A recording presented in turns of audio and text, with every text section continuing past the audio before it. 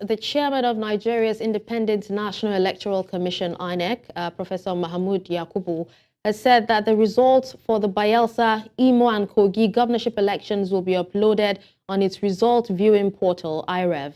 The INEC chairman made the disclosure while speaking with newsmen at Ward 009 LEA School, Ganaja Village, Ajaokuta Local Government Area, Kogi State, where he assured that the commission would follow the laws of accreditation and results collation during the state's elections.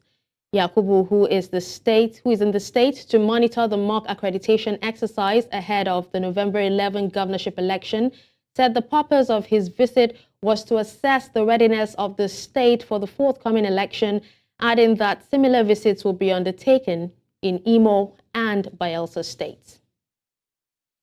Now joining us on the news to discuss the upcoming elections in Kogi, Imo and Bayelsa is Public Affairs Analyst Tuyi Mebawondu. Good morning to you and thank you so much for joining us on News Central. Good morning. Thank you for having me. All right, so what are your expectations for the November 11 off-cycle elections? Now, the 2023 general elections were marred by various challenges from late arrival of materials, voter apathy, violence, and lots more. And also, election observer Yaga Africa on Friday released a report that showed that insecurity will top other challenges before, during, and also after the elections, especially in Kogi and Imo states. What are your thoughts on this report also? Indeed. Coming from the last election we had in Nigeria, I'm talking about the presidential election that was just concluded, which of course the result is being still challenged in the highest courts of Nigeria. And of course, those various governorship elections that just happened in May 29 or the end of around February, we see that a lot of issues arose from that election. And that election became a challenging point where the citizens of Nigeria casted a lot of doubts on the seriousness of INEC. And really, this election coming provides a point for INEC to redeem their image. They are the election umpire. They have to redeem their image. One, in what regards? They have to actually be seen to make the materials arrive on time. The starting point of election is for everybody who is able to vote to collect their permanent voters card. If you look at those states, already we're having close to 250,000 permanent voters cards still uncollected. That's a big number in those small states. Okay, 250,000 with Imo topping the number of uncollected voters card. Okay, now if you collect your voters card, then it comes to the point of providing security. Now we're having just three states. We're looking at Imo, Kogi, Bayelsa coming urgently, and then Ondo and Edo next year. We expect that the INEC will mobilize security. We'll be able to work with security agents to actually mobilize and provide sufficient security for this election, since they are not doing nationwide election this time around. But the big elephant in the room is the use of, we've seen what court has done to the credibility of beavers and IReV. But now, INEC use this opportunity to show us that they can deliver, they have learned the lesson. We cannot be going over and over the same things and giving excuses and now throwing up election to be finally decided in the courts of law. That is not election. And we should also appreciate the fact that credible election can help limit violence and insecurity. Now, when you have a government that is in doubt, that has illegitimacy, be aware that you can increase the rate of violence, you can increase the rate of poverty, you can increase the rate of insecurity in the country. So, democratic ideals, democratic institution is still our major guard against instability in any country.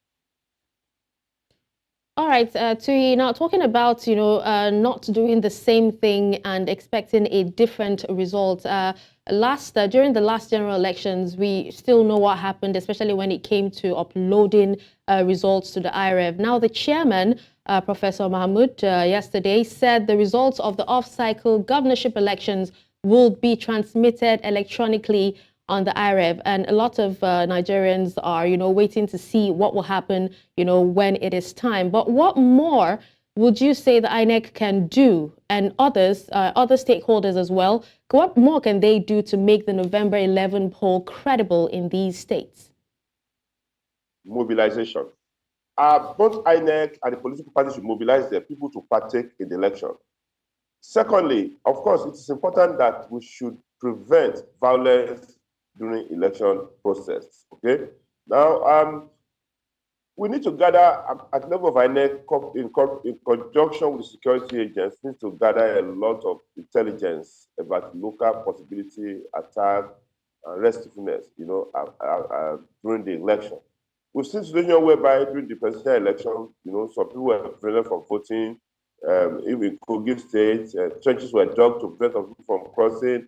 All sorts of violence came in. A violent election will make the country unstable, will affect the credibility of any government in power.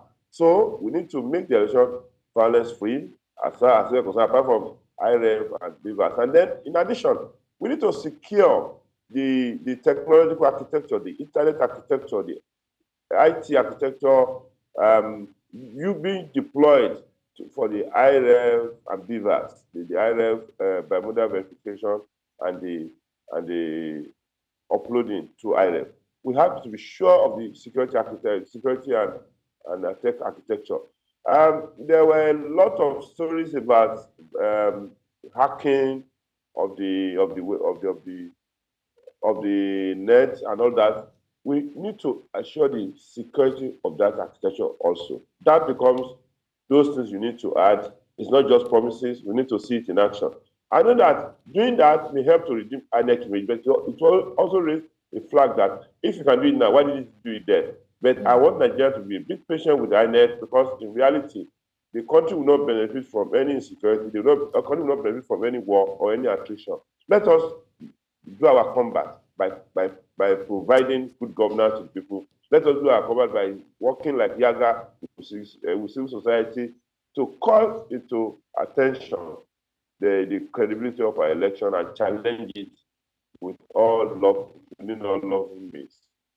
All right, Tuyi. Now, just before we go, we'd really love to hear your thoughts on this particular question. Now, considering that Nigerians are actually going through a hardship at this moment, do you think they will still have faith in the ballot, or will stomach infrastructure play a major role and influence many of these votes in these states?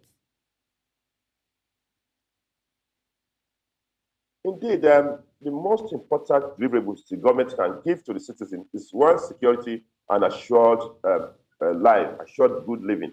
For now, since May 29, we've not seen anything in that direction. Those policies which they claim is going to be yielding results, we're still waiting for them to start yielding results. That becomes a challenging point. That was why I mentioned mobilization, because people will look at it as, listen, the one we voted, we're not seeing the outcome, we're not seeing good results from those for the last vote. Why should I vote now? So now I agree perfectly that, of course, the poverty and lack would drive the election negatively in both ways. It may encourage people to want to do abnormal things during the election, like ballot snatching, violence induced by money. That is a possibility. It also drives some people to sell their votes, because right away, come and take 5,000, come and take 10,000 naira, give us your vote. That will come into play. But in reality, as much as you may not be able to prevent that to a large extent, what you need to do is to prevent outright buying of votes at voters at the polling center. And secondly, different parties mobilize your people, tell them program, show them example. That becomes important. And what we know is that this one will not take away the poverty in the land miraculously. There's a process. We don't want to be like Syria, we don't want to be like Ukraine, we don't want to be like Somalia. But again, credible election is a key to prevent all those things. Well, indeed, voter education is also key to having seamless, elections. But thank you so much, Tuyi, for giving us an insight on this particular issue.